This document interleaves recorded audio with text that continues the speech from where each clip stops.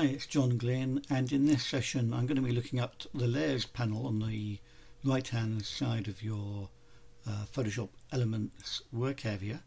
You have a picture open and you should see a little background thumbnail picture of your main photo in the Layers.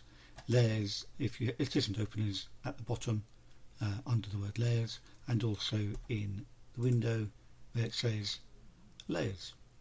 In which case then you can open them up, you'll see the little thumbnail, and in this particular session we're going to go to this little blue and white circle. I'm just using a PC and a normal mouse, nothing special. Create a new fill and adjustment layer, and I'm going to look at solid colour. When you click on solid colour you get a solid black as standard, because that's the colour that is there as a foreground colour in your main palette. Foreground palettes on the left hand side in the toolbox, but we can now go and change the colours as we see fit. We can move around, we can juggle them here, so you can choose a different colour that you feel would suffice for your particular picture. And then once you're happy with your colour you can say OK, and OK, you think, well, now I've got a weird colour over the top of my photo. So to be able to see the photograph, you've got your background and the new layer with this solid colour in it. You can now do a little drop down menu, and we can then start to play with the blending modes. And you may find that these can be quite effective in landscape photography if you're going to be adding a tone or partial tone to a picture. You may find that doing this will create a concept of something that's old, or it might be that just to warm up a sunset, something like that. It may look quite effective. So it's a matter on your photograph as to what you're going to be doing with it and how you want to do it. You can click on the solid colour again, double click with the left mouse key.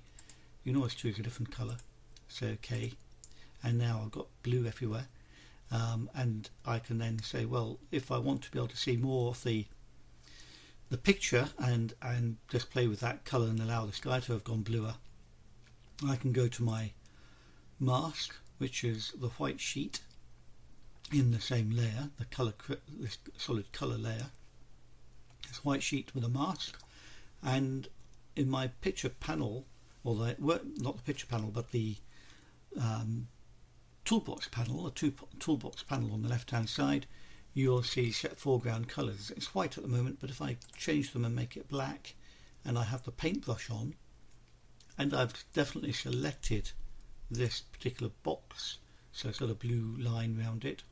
Once I start painting, I can remove the effect from portions of the picture, and you can see that I can have a bluer sky, but a normal, the rest of the picture being as it was in the original photograph.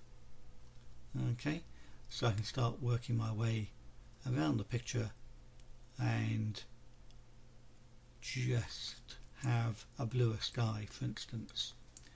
Okay, you could double click it and say, well, in fact I'd like a redder sky, and you can see I can say OK, and now I've got a redder sky, as weird as it might seem, but that's a solid colour, so you can blend it in to other photographs. You can turn them on and off with the little magic eye, so then you can see what the effect is like without it. If it's got a line through the magic eye, then you can see the effect without, or see it without the effect. You can just see your normal photo, and if you click the magic eye, switch it on, you can see it with the effect you want.